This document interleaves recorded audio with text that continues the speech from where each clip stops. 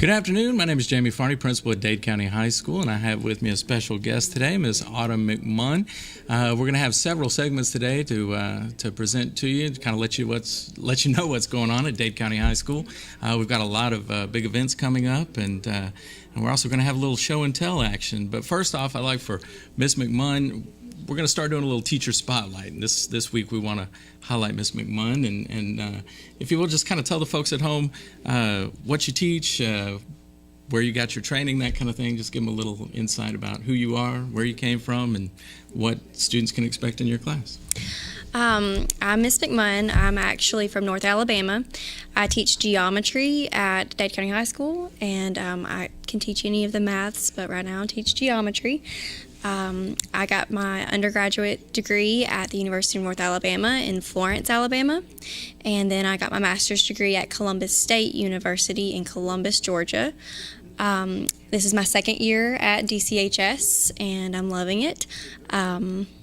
You can expect in my classroom to be held to high expectations, to be pushed, and to learn the math, not just finish a worksheet and get a grade for it. That's my motto. Like my math teachers in high school. I want you to learn the math and understand it and find the joy in problem solving. And that's me. Well, I can just say from personal experience for the folks at home, every time I visit Ms. McMunn's classroom, it's always a top-notch lesson. Students are engaged. There's multiple activities. It's not the old sit and get where the teacher talks for half the class and then you solve 30 problems. It's definitely gotten away from that. And I think, Common Core math and stuff in general gets a bad rap Mm-hmm. because we're used to doing the worksheets in the class and answering 1 through 25 odd or whatever. That's what I did in high school too. Exactly. It wasn't until college that I saw a different way. Yeah. And I wasn't prepared for that. So that's one thing that I want to make sure that I prepare our students for something outside of school. Right. It's that problem-solving piece. A kid may never use the quadratic equation again in their daily work or daily life, but if they know how to attack problems and think through them in a logical way. Using tools or resources given to them that maybe your job gives to you, the biggest part of that is problem-solving. Absolutely. And Ms. McMunn obviously incorporates a lot of different tools and things. Talk to us a little bit about Breakout EDU. This is something that's new at the high school. We're really excited. Yes. So I was exposed to Breakout EDU this summer. If you've ever escaped out of an escape room, it's very similar to that, except you're breaking into this box. It is the education version of Breakouts. You use the content in your classes to set up a Breakout EDU box, and then there's a scenario, and the students have to use their content, their knowledge, to go through the scenario with all the clues that I put around the room to open all of these locks. And then once they open all of these locks, there is something inside that they get to keep. So they have to communicate with each other, which is a big deal when they leave school. They need to be able to communicate. They collaborate with their group because they're also competing. So they collaborate to be able to win.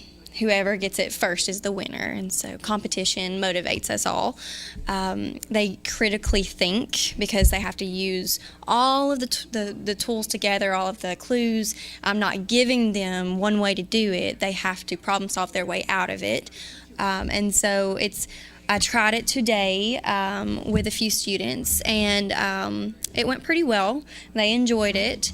I think it's going to be great. One of the things that comes with it is access to a whole bunch of different kinds of lessons, and it's not just, obviously just a math kind of tool or anything like that. But as you can see on the lockout tag there's all kinds of different locks. Some of them have letters and numbers as codes, and so there's a variety. There's also things like the what do you call it? The ultraviolet pen that you can write hidden messages and things. There's kind of like invisible ink, and so you can write different things on different resources or tools, and then they have to use a UV light to find where the clue is. And all these lesson plans, you can make your own, but there is a platform online where some are already made for you. And basically, you search by the content that you're teaching, and then they have already pre-made lessons for you. You just set the locks, you print out all the resources, you make sure your students are ready for that content, and then you let them figure it out. So whether you're teaching English or computer science or math, there's a lesson for you with this Breakout EDU. Well, we definitely want to encourage the rigor and the sort of deep thinking that comes along with activities like this. Again, everything that we're doing right now is trying to get away from the classic way of teaching math, which, you either got it or you didn't. Now we're trying to help kids understand things conceptually. That's why in the lower elementary grades you'll see lots of pictures and diagrams, but you'll also see it in the high school now as well, where we ask kids to justify their answers. And that way, even if they don't get all the way to the finish line and get the correct answer, you can see the process that went into it, and it's much more about that, having the stick-to-itiveness or whatever to finish those projects out and get the most out of those lessons. Yes, so. I've definitely seen a lot more perseverance from my students. They want to figure things out, not just finish something, it's very nice to see that growth. Yeah. And we definitely have all the skill and ability. We've got some amazing math students, and we do. Looking forward to seeing them progress. Well, that's all for this segment. We'll be back in just a minute with members of our esports team. But again, this is Miss McMunn, and we are on Reading, Writing, Arithmetic, and we'll be back right after this. A time-tested financial institution equipped with the latest banking technology. The Bank of Dade, with mobile banking to fit your on-the-go lifestyle. Download our latest app today for your iPhone, Android, or tablet to bank on the go. Check your balance, pay bills, make deposits, and keep track of your account anytime and anywhere with the Bank of Dade's smartphone app. Make life easier by using today's most advanced banking technology to your advantage. Call us at 657-6842 or visit on the web at bankofdade.com. Your hometown bank since 1956, the Bank of Dade. Main offices on Highway 11 North in Trenton, and drive-thrus on Highway 11 North and Highway 136 West. Member FDIC, Equal Housing Lender. Methamphetamine affects everyone, your neighbors, your friends, and even your family. Know the signs. Physical symptoms include you may have extreme difficulty sleeping and even insomnia, and you may lose your appetite. Know the signs. Please know the signs. You can seem nervous and anxious and even have paranoia. Know the signs. Overheat easily and sweat without even being hot. Know the signs. Dilated pupils and even hair loss. Know the signs. Hallucinations and delusions. And you can also have tachycardia, which is a rapid heart rate. Know the signs. You may have liver damage and loss of skin elasticity. Know the signs. You may notice unexplained financial instability and social isolation. Know the signs. You may have a false sense of euphoria, coupled with strong depression and even risky behavior, legal trouble, memory loss, and repeated incarceration. Please know the signs. Unfortunately, we do.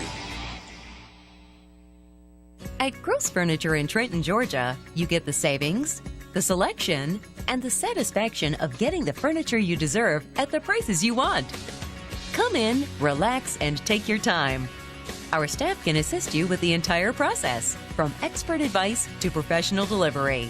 That's because Gross Furniture is local and treats you with honesty. Just north of the Courthouse Square on Highway 11 in Trenton. Gross Furniture, the home furnishing store that offers you more. Alrighty, folks, welcome back to Reading, Writing, Arithmetic. It's Dade County High School's turn on the show this week. I've got with me two very special guests, Tate Weathers and Matthew White. They are some of the founding members of our esports team. First, for the folks at home, guys, just tell us a little bit about yourselves, like grade level, maybe future plans, I don't know. Share something interesting. Well, I am in 10th grade. I'm a sophomore this year. And, in the future, I would like to be an entrepreneur. I would like to own my own business. All right. My name is Matthew White. I am also a sophomore at Dade County High School, and later in life, I would love to be a mechanical engineer. And I believe both of you are more than capable of following those dreams. The esports program, we've got a little video that we might be able to show you later on that kind of talks about it a little bit. But, esports is something that's growing. I was talking with the fellows earlier today in preparation for coming on the show, and I was amazed. Talk to me, tell the folks at home about the World Championships, and when you think of video games, you don't think of, making money, but, talk to us about that, Tate. Well, the Worlds went on this month, November the 4th, and the prize pool for the Worlds competition was $1 million. And Mom said I couldn't make any money playing video games. Yeah. Of course, back then it was Pac-Man. So, Matthew, talk to us a little bit about the game that you guys play. Is it multiple games, or is it just the one? League of Legends is, as of right now, the esports team it is ran by Play Versus, and it is only League of Legends, which they will be adding games in the future. And the game League of Legends is based on a 5-player team facing another 5-player team with 5 different roles for each player to play, and 140 different characters that you can choose from with different types. Now, each time you play, I know that you compete against other high schools in the state. Each time you play, can you choose a different character, a different role? I mean, is that the way it works? Mm-hmm. Okay, very cool. Talk to us a little bit about the strategy involved. I know that you go in between worlds or something like that. You're kind of bouncing around. There are different characters with backgrounds from different worlds and different places and all that. Whenever you're in game, you're all in one place. Essentially, the basis behind the game is all these characters. They're trapped on there. And so they're just fighting, and you have to push and push and push. And there's a lot of different strategies with different combinations, whether going for like a full tank team, trying to be really defensive with it, or you can be really aggressive with it. And then there's different scalings where you have early game. So some characters are stronger early, some are strong later, depending on where you are in the game. Interesting. One of the things that we came across was or one of the things that I think is most interesting about doing esports is that there's no buses involved. We don't have to travel. Every game's a home game. I think that's pretty awesome. And from what I understand, you guys play in Mr. Wilson's engineering lab on his top-of-the-line computers. And talk to us about the equipment involved, and also talk to us about your sponsor. The equipment involved is very simple. This is a fairly old game, so you don't need too much. With you just need keyboard, mouse, monitor, and computer that can run it. And we are playing on really, really good computers and monitors for it. Thank you, Splost. Tate, talk to us a little bit about the so far, how well we've done, how many matches we've been involved in, kind of where we rank, how many schools involved, that kind of thing. All right, so there's 64 teams in our league right now, and we are ranked second place, and we've won both of our games we've played. So we're the second-ranked esports team in the entire state of Georgia. Yes, sir. That's pretty amazing. So I want to know, who's the superstar in the game? There's not really a superstar. It's a. I know y'all have to kind of play together. It's a very heavily. I want. Who is the Michael Jordan? The Michael Jordan. Probably the jungler, and that would be me on jungle. And our second game, I did really well in that game for it. Very cool. Very cool. Awesome. Well, that's fantastic. Obviously, we love incorporating new clubs, new activities, things like that. And this is just one more in a long line of things that we're going to be doing. I love the fact that it's not gender specific.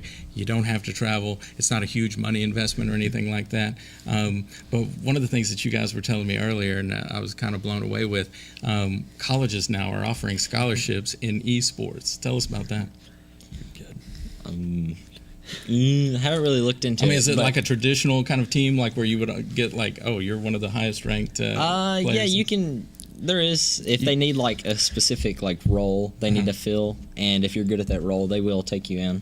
Okay, all right, well, fantastic. You heard it here first, kids. You don't have to be a football star. That's right. You can play video games and still get notoriety. You're looking at the second ranked team, or at least two of those members. So it's 5 people make up the team, and then how many alternates and things do we have? We currently have 2 substitute players. Each team can have a maximum of 4. Fantastic. And the name of the game is League of Legends. It's an older game, but it's free to play, and it's kind of just line it up and play, go to town. All right. In the future, you said that they're thinking about offering other games. I can't wait to see what that is all about. If they ever play Madden 1994, I am your guy. I think I have some eligibility left. Anyway, I appreciate you guys coming on today. I wanted to let you know that we're proud of you. Folks at home, when we come back, we're going to have 2 of our competition cheerleaders with us, and they're going to be talking about their trip to the state competition coming up and what it takes to be an amazing cheerleader. We'll see you back after this. At Comfort Gallery in Kimball, you can truly shop for any piece of furniture from any of our manufacturers. Drop in today and use our in-store kiosk. It's over 40 inches of full color, completely interactive for ease of use. And yes, you can shop all of our manufacturers for virtually any piece you may be looking for. Come to Comfort Gallery in Kimball to find exactly what you need for your home using our kiosk to shop from all of our manufacturers. Free delivery and setup, 1-year free layaway, and 6 and 12 months same as cash available at Comfort Gallery, 780 Main Street, Kimball, Tennessee. Georgia Northwestern Technical College is now accepting applications for classes. We offer programs in business, health, industrial, and public service at 6 campus locations with financial aid options as well. Take day, evening, or online classes to get your degree, diploma, or certificate. Apply now. Drop by one of our campuses today or check us out at gntc.edu. Georgia Northwestern Technical College. Get focused. Get hired. This fall, we're rolling out the Love the Bus Elementary campaign. Love the Bus is designed to teach students the importance of safety, respect, and proper bus etiquette. As we continue to enhance efforts of safety for our students, we'd like to have you as part of our team. The Dade County Schools Transportation Department is seeking bus drivers and bus monitors. Part-time hours with full-time benefits. For more info, call the Dade County Schools Central Office today at 706-657-4361. Can you gig it? Oh, yes, you can. We know you've been waiting for a long time, and now Tennessee Valley Net is bringing it to you. Gigabit internet service now available in certain areas of Dade County. Not just fast, super fast internet service now available from Tennessee Valley Net. People are talking, I mean really smiling about gig speed internet available in limited areas from Tennessee Valley Net. Call today at 706-657-4367 or log on at tvn.net and see if gig speed is available where you are. We know you'll gig it from Tennessee Valley Net. Welcome back, folks, to Reading, Writing, Arithmetic. My name is Jamie Farney, principal at Dade County High School, and these 2 lovely ladies are members of our competition cheerleading squad. We've got a big state competition coming up. These ladies have been blowing the roof off of the gyms that they've been performing in. You ladies are definitely peaking at the right time, and I just wanted to take a second today to bring you guys on the show to let the folks at home know what competition cheerleading is all about.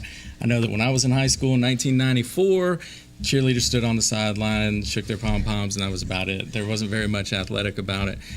But when I tell you, I see these ladies practicing every day in the commons area as I'm walking out, I marvel at not only the athletic ability that it requires to be successful, but also the bumps and bruises, the pain, the fight that they have in them to be able to continue on. It's really inspiring to watch. But before we get into all that, first I want to let the ladies introduce themselves. First we've got Shelby. Tell the folks at home what grade you're in, how long you've been cheering, that kind of thing. I'm a senior this year, and I started cheering when I was little, like around 4, and I started competing when I got to high school. Okay. What about you, Kier? I'm also a senior this year, and I started cheering when I was in maybe 4th grade, and then I also started competing when I got to high school. So was there a competition squad at the middle school when y'all were there? Mm-hmm. Okay, so that's just been a relatively recent thing. Yeah. Our middle school girls, we should give a shout out to them. They're amazing too. Talk to us about some of the preparation that goes into being a competition cheerleader, because some of the folks at home, they might have never seen a competition cheerleading event, and they may be thinking like I am back in the 1990s, where it's sideline squad, pom-poms, Don't get me wrong, certainly athletic, but all the flipping and all that. It takes a lot of practice. We practice every day for like 2.5 hours, I think, and you learn your whole routine, and then there's sections of it you have to practice, and you just have to keep going until you get it all 100% right. It takes like a lot of dedication. You have to be prepared to spend most of your time at cheerleading practice or on Saturdays at competitions. Yeah, I think that's the part that kind of strikes me is you guys practice as much as any other sport out there. It's year-round because a lot of you guys go from competition to basketball to, whatever. I mean, there's always something going on. Talk to us about some of the moves and stuff like that. I know that, when you talk about dedication, if somebody's missing, then it messes up everything. Like if the what do you call the person on the top of the? A flyer. Okay, so if a flyer is missing, then I've seen them practicing days when the flyer is missing, and y'all are just kind of holding up air as you go through the routine. It's always kind of funny to watch. But talk to us about some of the acrobatic things that you guys do. Well, we tumble, and so we get scored on our degree of difficulty of tumbling, which is really hard for us because we're little Dade County. Not a lot of us can tumble, right. So we have to execute what we can and what we have. We have to do it very well. And my ankles hurt, so we had to take out a trick called a full that's like high scored or whatever, and I couldn't do it anymore. But then we just recently added it back in, so we're ready for state. I was actually hearing about that earlier today. That you're gonna add that, like, for the extra half point of difficulty. It's a lot like watching gymnastics in the Olympics. And then there's so much choreography and dance and everything else. And what's amazing to me is like how easy I don't know anything about competition cheerleading really, but when you're watching, how many of you are you? It's like there's 16 on the floor. Okay, so there's 16 on the floor. If one of those people's arm is out of position because of the colors of your costume and stuff like that, y'all have the white sleeves. Yeah. Like, it's really easy to notice if somebody's just kind of going through the motions and it's not perfect every time. Talk to us about the scoring system. That's one of the things that's most confusing to me watching it. And I know you guys have been kind of disappointed in the past with maybe how some of the scores were derived and that kind of thing. Well, it kind of starts with how many people you put on the floor, because that kind of allows what you can do. And this year we have had the highest level of difficulty that has honestly been possible. They score us on execution too. So, like you said, if someone's arm is out of place, or we're not in a straight line, or we're slow or too fast, then they score us on that as well as the degree of difficulty. Right. So it's not even just a matter of being able to do a specific jump or something like that, but being able to do it in unison with 16 other people. Yeah. And like I said, if you're just a hair off, then it's going to show up. Is the scoring is out of 100, right? Is that how it works, or is it's out of 110? Out of 110. And at the most recent competition, I know you guys got the highest score that you've gotten. I think it was at 82. In years and years. Or was it 81? 81.33. Okay. So that's fantastic. And I know we finished, was it number 6? We beat Pepperell. We beat Pepperell, and we were 1 point away from model. Okay. And then only a few points away from everyone else. And here's the other thing that the folks at home should know. Not only is our competition team amazing this year, how many seniors do you guys have? 3. Well, we have 3, but just me and Shelby are on the floor this year. Okay. So you're going to have everybody back. Well, the question is, are they going to be able to do it without their leadership? Talk to us about, if you've got a daughter that's in 6th grade and she's, going from 5th grade to 6th grade, she's thinking about maybe competing in cheerleading or participating in the middle school. What are some things that they need to think about, before making that decision? I think that they should think about their schedule, because competing is really hard. Like we said earlier, you practice every day. So you need to make sure that you can work in your grades along with cheerleading, because it's a lot of work.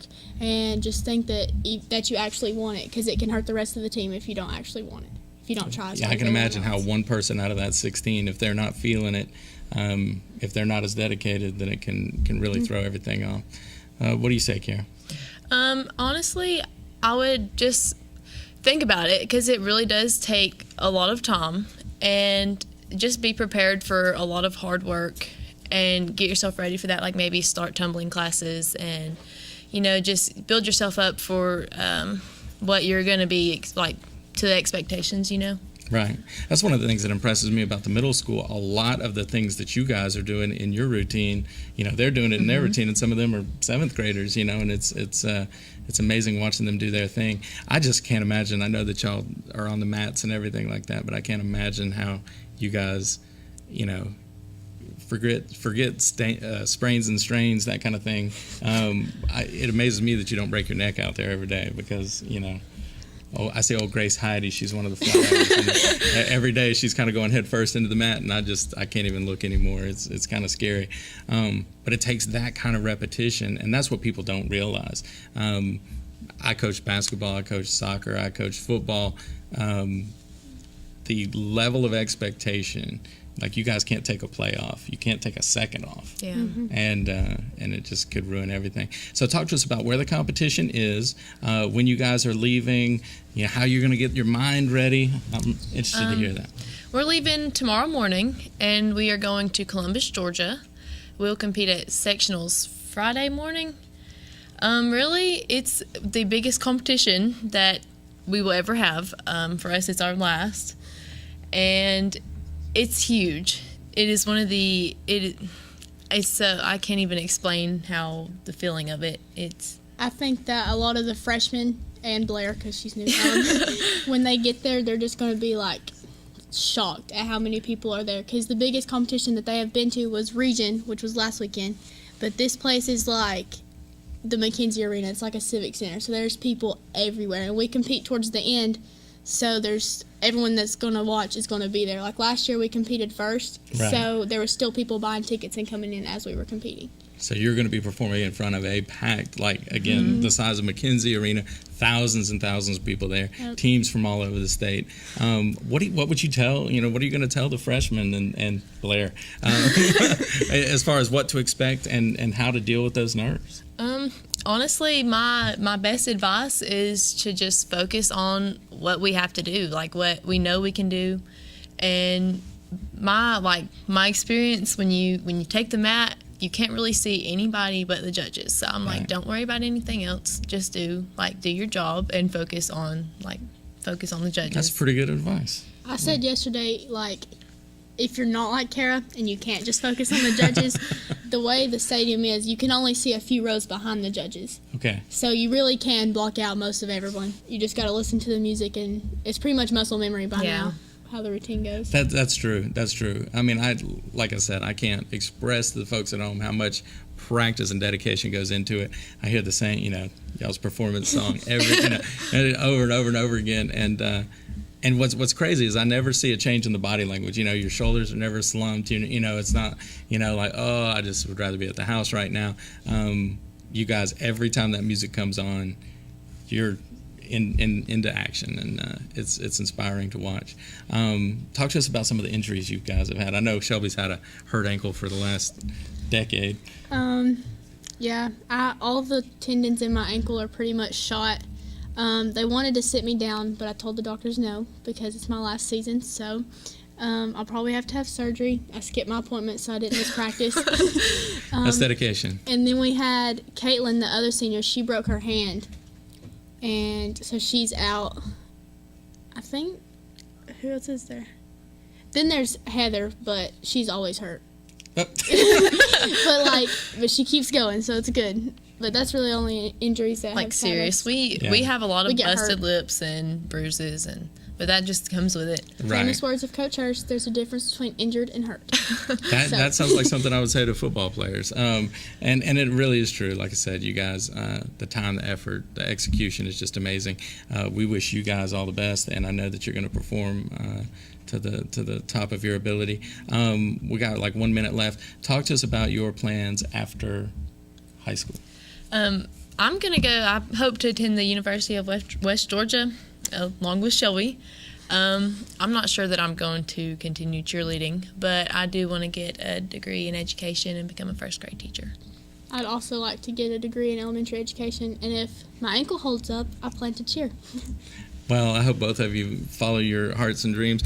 I know that both of these young ladies would make fantastic elementary school teachers, and hopefully when you get done with all that training and education that you come back to Dade County Schools and let us hire you.